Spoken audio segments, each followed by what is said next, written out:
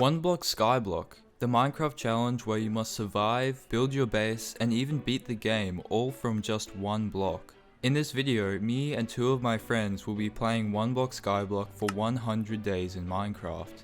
My friends and I had a great time playing with many ups and downs along the way, but you'll just have to watch and see for yourself, so sit back and enjoy the video. It's the first day, and the only thing to do is to break the infinite block beneath us to begin building a platform around it. Here's a crafting table. Shortly after we built the platform, a visiting trader spawned, offering us some random items. A villager. I can't. Oh wait, no, full I can. wood for an iron. After some more mining, another villager spawned, offering a lava bucket. Oh, another. And we didn't accept the lava bucket trade. Anyways, after falling into the void a few times, we decided to expand the base some more, building a little tree and crop farm and lining everything with fences.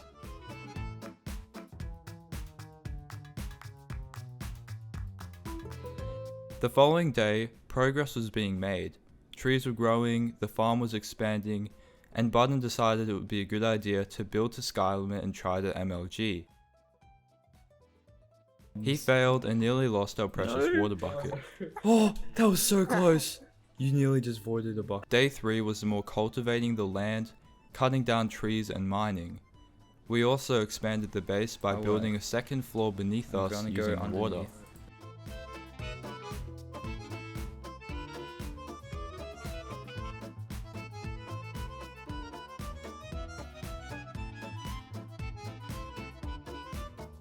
The following day was spent taking down Button's tower, cutting down trees, crops, and expanding the base further. I also fell in the void again. Oh no, I died. So it was time to finish the bottom level to hopefully prevent anyone falling into the void in the future.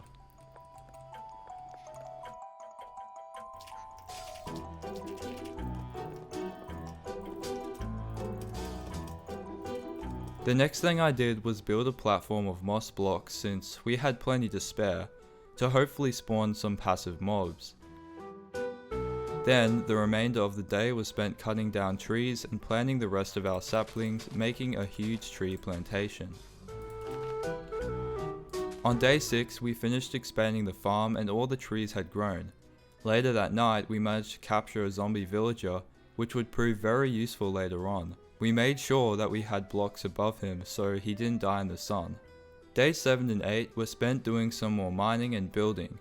I decided to expand the farm, doubling its capacity, so now we had access to plenty of carrots we could eat.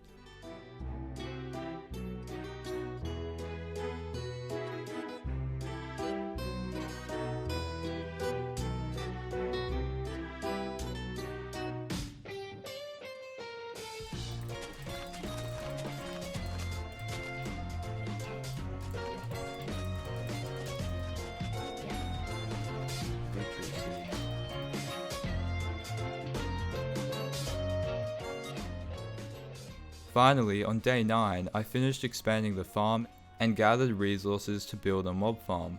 This would enable us to get XP and also many mob drops that would benefit us, like bones for bone meal and arrows. So, for the next 2 days, I built the farm.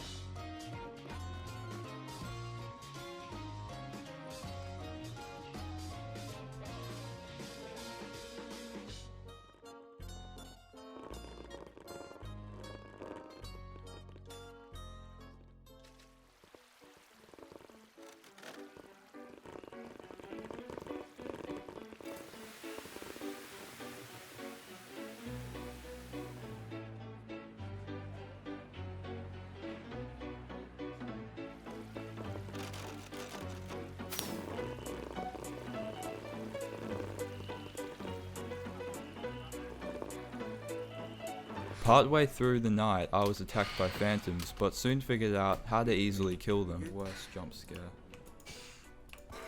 Killed one.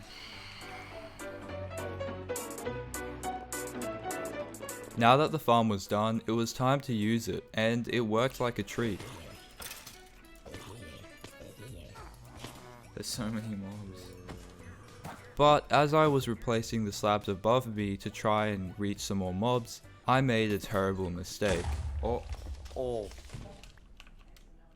So we had to spend the rest of the night patching up the farm.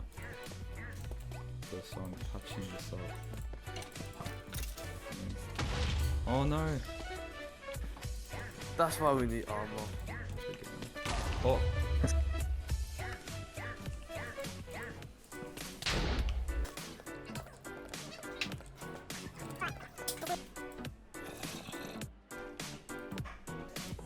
There we go. Yes. Nothing much happened the next few days, it was just more tending crops and mining trees. And the next few days were not too interesting either. We expanded the farm, did some mining, mob grinding, and built some more expansions onto the base, and at this point, the base was looking pretty solid. We had a decent food supply, easy access to XP, and plenty of diamonds, but something was still missing. That's right, an enchanting table. Right, we got an enchantment table.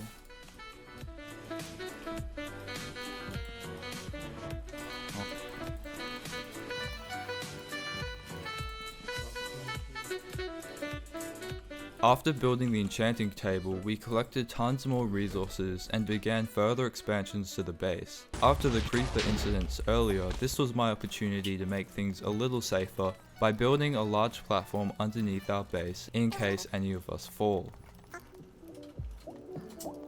In Oneblock skyblock, mobs have different loot pools, and it just so happens that endermen are our only source of lapis and therefore our only source of enchanting. This is why every time we see an enderman, we must seize the opportunity to kill it in order to hopefully get our hands on some precious lapis. Oh, we got lapis. We got more lapis from the enderman. The next day I added some glass to one of the downstairs rooms. Then we were able to obtain our first enchanted item, being a sweeping edge 3 sword. Oh, that's all we got, sadly. This greatly increased the efficiency of the mob farm, being able to hit multiple enemies at once. On day 23, a trader decided to spawn on the top of our mob grinder. Too late. He was offering iron for gunpowder, which we had unlimited of thanks to the farm, and was also offering shulker shells. We decided to buy both. On the night of day 23, I was attacked by phantoms once again on the top of the mob spawner. After both of these incidents, we decided to build an elevator that would take us safely to the top of the mob spawner, so we didn't have to build up using the trees. We realized though, once we had built it, that we had built a way to get to the top of the mob spawner, but getting down was a bit of a problem, so we built a pool of water to jump into. Nice. Anyways, while Button was getting stuck in the cow enclosure, I was busy mining a ton of wood for future expanding the base. Day 23 was a lot of mining in preparation for building our first automatic redstone farm, which was the sugarcane farm. I didn't have to follow a tutorial for the cane farm since it was pretty straightforward and I've built them before.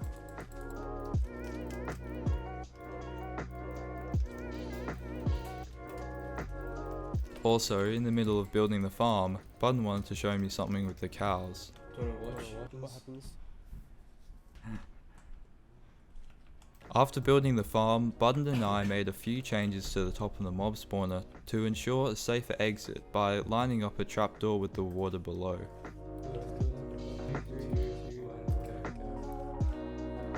Oh, that's fun. The next day was spent gathering tons of resources and wood for future base expansions, which we built in the following few days.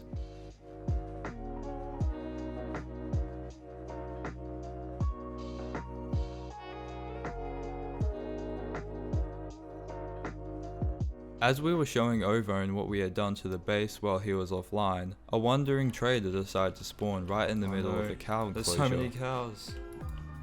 Oh my day.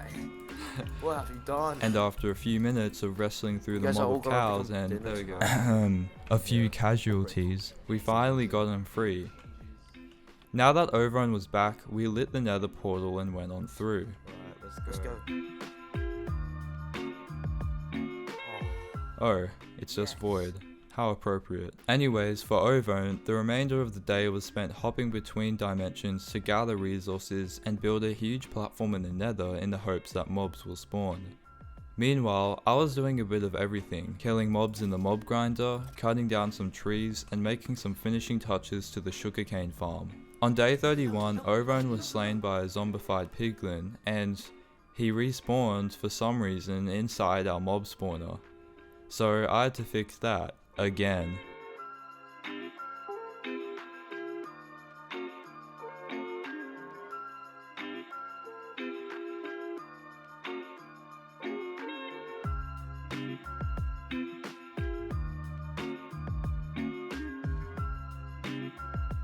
The following day, after fixing the mob spawner, I went ahead and began farming mobs and got to 50 XP levels just to die to a rogue baby zombie pigman. Run.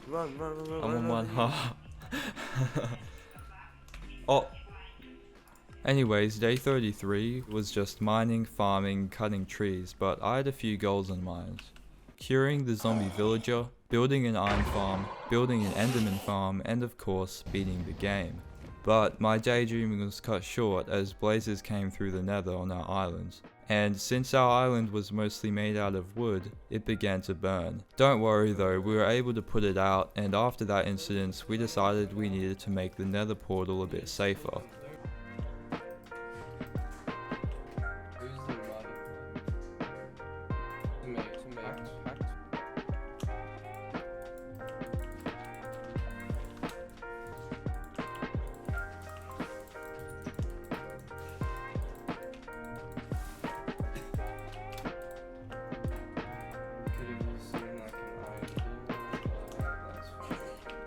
Over the next few days, I decided to build a kelp farm for infinite fuel. The design I followed was made by Kmod, link in the description.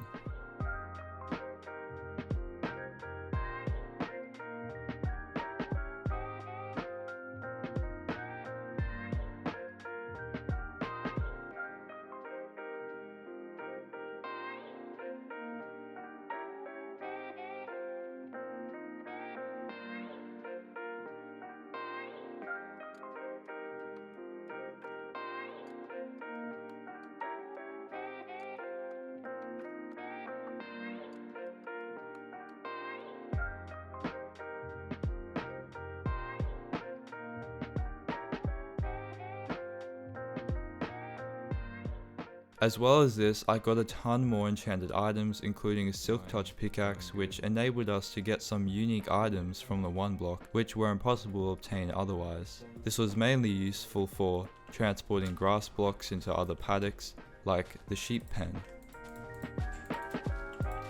Day 41 was spent building the exterior of an automatic sheep shearer, which I sort of forgot about when I realized that the mob farm storage was getting close to full.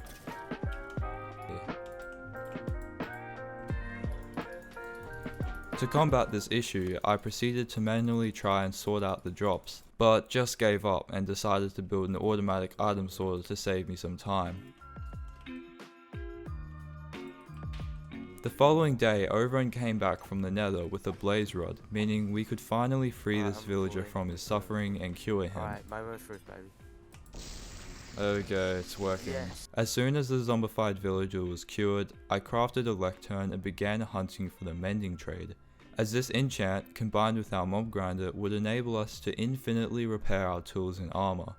So, after 5 minutes of sitting there replacing the lectern, this happened.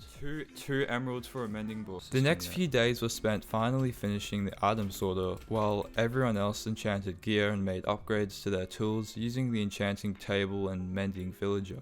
We were also able to get Fortune 3 on a pickaxe, which greatly increased the number of ores we were getting when we were mining, so that was great. There you go. But now that we are already halfway to 100 days, and we still hadn't gone to the end, Overrun decided to build the end portal in the Nether. Now, just before you say, build an end portal in the Nether? Well, this mod actually allows you to build an end portal using endstone, which is craftable by the way, skulk blocks, and a piece of crying obsidian.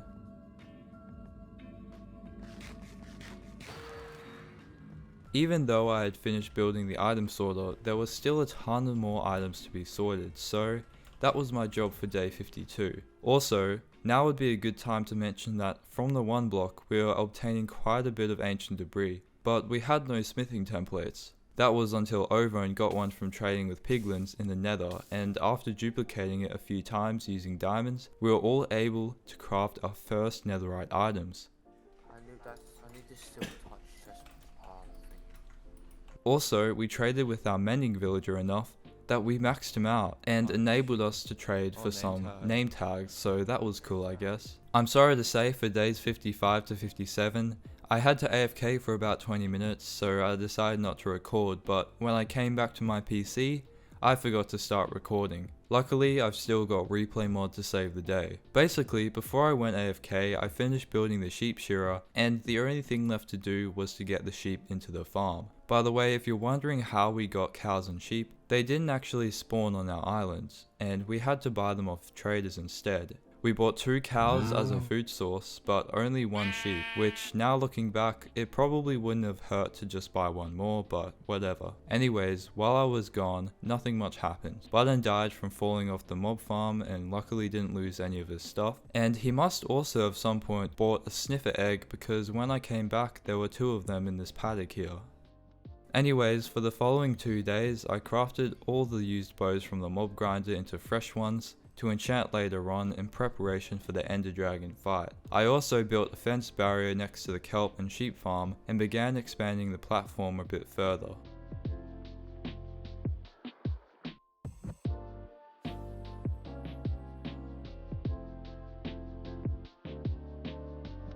On day 60 I finished the platform and then went to AFK for a bit so I could eat breakfast and got shot by a skeleton. Luckily Ovone got all my stuff, so I was okay. Then I duplicated a few more smithing templates in order to craft some more netherite gear. And after killing some more mobs in the mob grinder, I crafted some prot 4 diamond leggings and finally obtained a full set of netherite armor. Alright. Full netherite. Day 61 was spent foolproofing more of the base, and a visiting trader spawned offering netherwort, so we bought some and planted it in this corner. The following day, I spent spawn-proofing the nether, and we all entered the ends to fight the Ender Dragon. Alright, 3, 2, 1.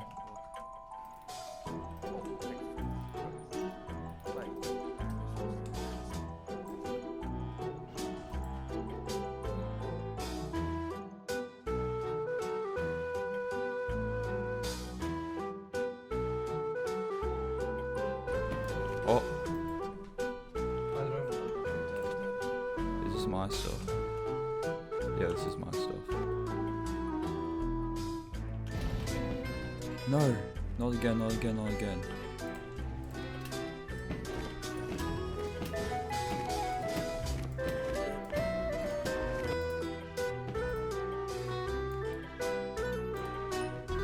Nice.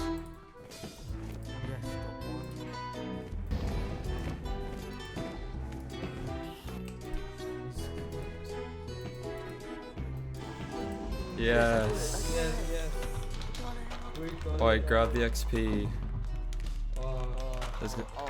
After we killed the Ender Dragon and were showered in XP, we went home and enchanted the rest of our armor and tools. Power 4 and breaking 3. Nice. Now that the Ender Dragon had been killed and the end was safe, it was time to build the Enderman farm, so the following days were spent doing exactly that. The design I decided to follow was made by Dash Puma, link in the description. Anyways, the farm required a ton of leaves which I collected during day 65, which meant now I could finally begin building.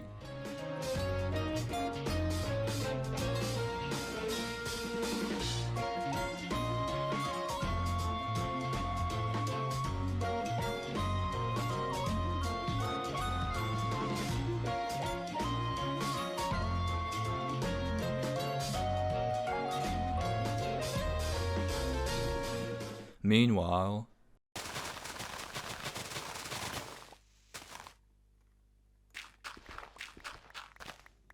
oh sh. Not all was lost for Overn, however, because we had a plan to rescue him.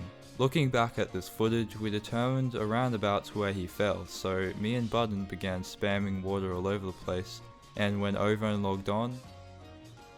Spacebar. Yes! Yes! Yes! Yes!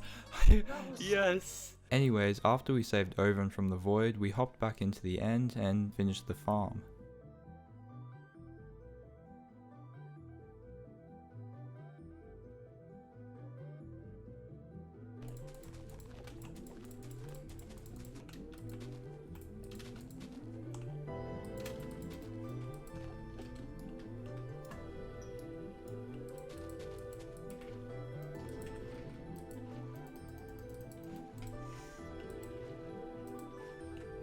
Now that we had unlimited lapis and XP thanks to the Enderman farm, we could enchant as many tools and armor pieces as we needed.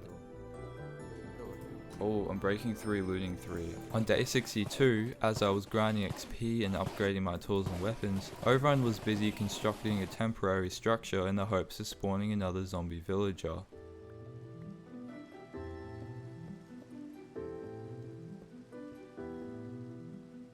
Sadly, we had no luck, with nothing but a bunch of creepers, skeletons and spiders.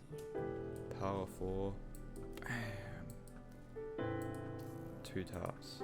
The following day I decided to expand the capacity of the mob grinder storage system, so over the next few days I did exactly that.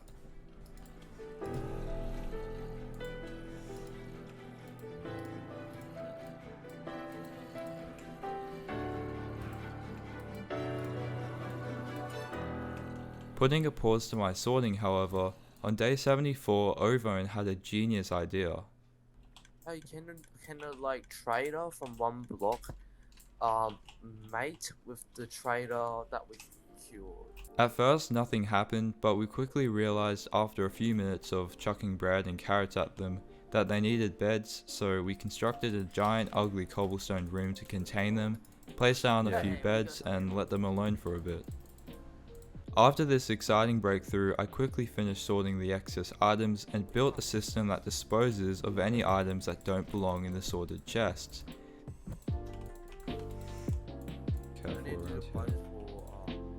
Yeah.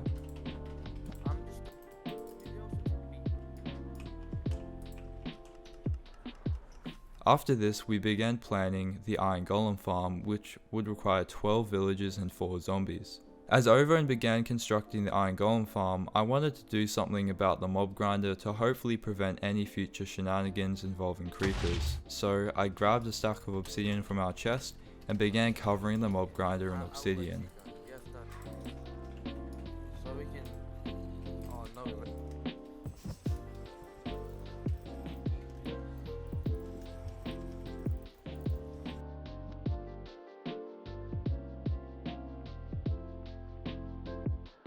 That stack of obsidian, however, wasn't enough, so I quickly gave the end a visit to mine some more. Meanwhile, this whole time, Ovone had been building the iron farm following this design by Voltrox, link in the description. This farm was top priority at this stage since for the last few days we'd been hopelessly low on iron thanks to the item sorter I built.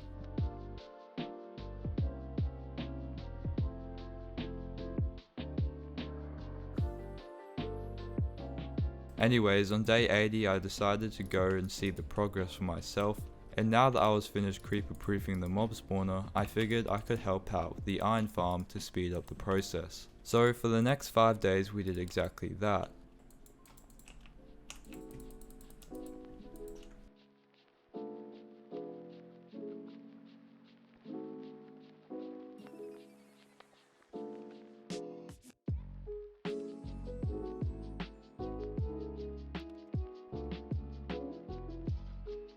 This was just for the villagers, however, and we still had to transport 4 zombies into the rooms in order to scare the villagers, which triggered iron golems to spawn.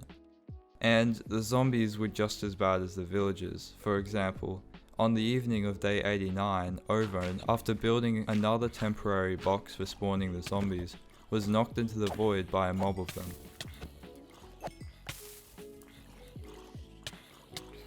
No. Luckily, he disconnected straight away, so saving him from the void this time was pretty easy. The next 4 days were spent transporting the zombies, which was the final step of the farm. Finally, we got one.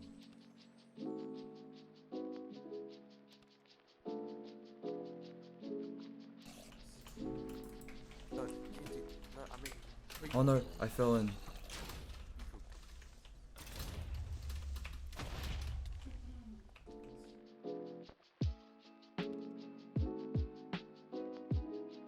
Now that we had finally finished the iron farm, it was time to tear down the temporary box.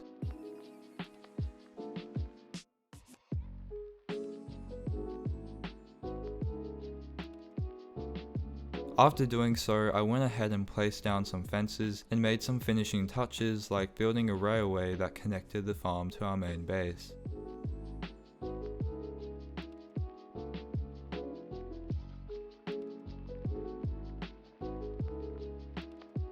This whole time, however, Button had built a little cobblestone generator and was collecting resources to build yet another addition to the base, which I began helping with. After helping out Button, I had one final goal in mind. You see, the Enderman farm was our easiest source of lapis and XP to enchant gear and tools. But we had to go all the way to the end, which is where the farm is located, to get the lapis, and then make our way back to the overworld to the enchantment table. I thought it would be much easier just to build an enchanting room next to the farm, so I spent day 93 collecting the resources I needed. I spent the next day building the enchanting room next to the Enderman farm, and if you're wondering why I needed to build the room out of waterlogged leaves, it's because Endermen cannot spawn on leaves and cannot teleport onto waterlogged leaves.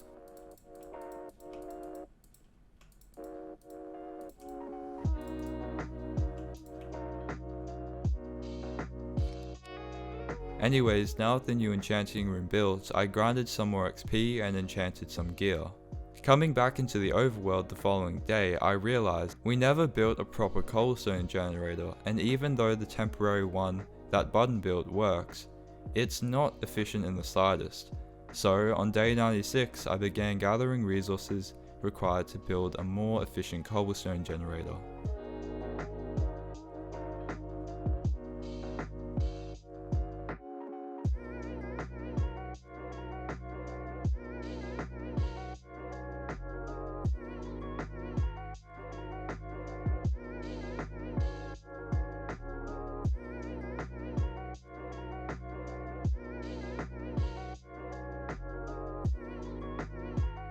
The first design I tried out was a very old design involving pistons which didn't really work the way I thought it would, so I took it down and built a much simpler design.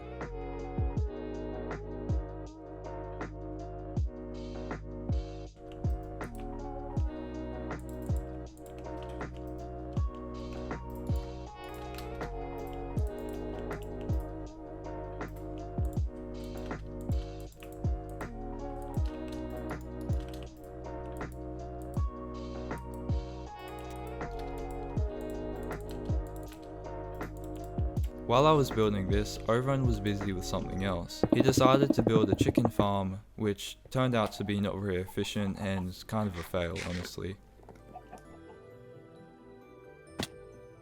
Anyways, day 99 was honestly pretty chill. We were just cleaning up the base a bit, sorting out chests and cutting down a few trees. And finally, before the sun rose on day 100, we freed all the villagers. And there you have it. 100 days on Oneblock skyblock. By the way, we figured out how to craft elytras on day 100 and had a quick fly over the base before logging off.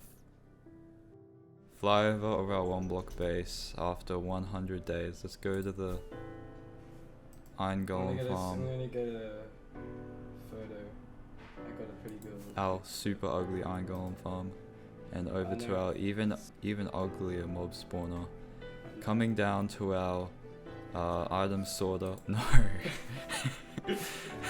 Alright, that's enough.